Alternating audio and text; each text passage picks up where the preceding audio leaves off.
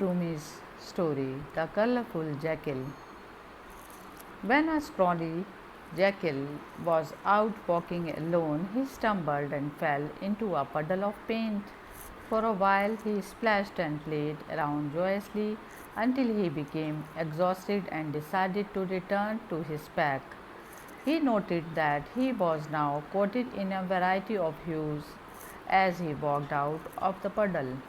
His left side was red, right side yellow, paws white, tail green, and chest blue.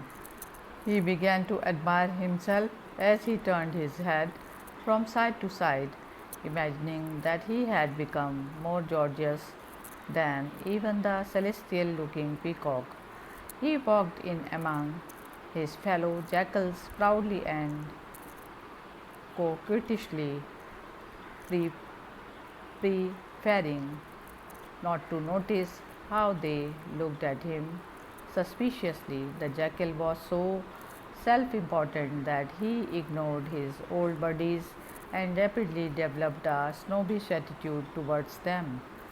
His new demeanor did not impress the jackals who had known him since he was a puppy. They inquired, "What on earth are these colors you have painted yourself with? You seem to have forgotten about your lifelong pals because you are so focused on your new look. Keep in mind that you are just another jackal like the rest of us. What's going through your mind? What's with all this irrational pride?" The painted jackal continued to flaunt his attitude despite their comments. "What's going on?" said the jackal, who knew him more than the others casually. "What tricks do you have up your sleeve? Are you attempting to deceive us, or are you simply trying to arouse our jealousy in order to control us later?" He came at this conclusion.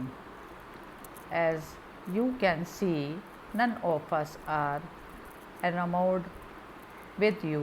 In reality, hardly one is paying attention to you. You will undoubtedly expose your true colors shortly." Instead of descending from his lofty steed, the jackal urged pompously, "Have a good look at my magnificent colors. Have you ever encountered such a remarkable idol in your entire life? I have transformed into a magical flower paradise, blooming in a rainbow of hues. Kneel before my majesty and observe my grace and beauty. Because I exist, the world is a more lovely place. Because I am a symbol of God's goodness, I have turned into a table filled with His splendor. You lowly beast, don't ever dare to call me a jackal again," he spat out as he turned to face the other jackals. "When was the last time a jackal was as lovely as I?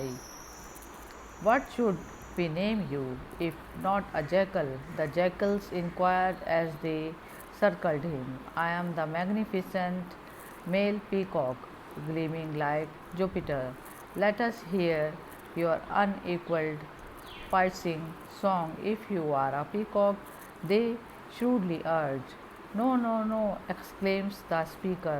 "I am not good at singing." The jackals all burst out laughing and left the delusional painted jackal isolated, laughing at his inept mind.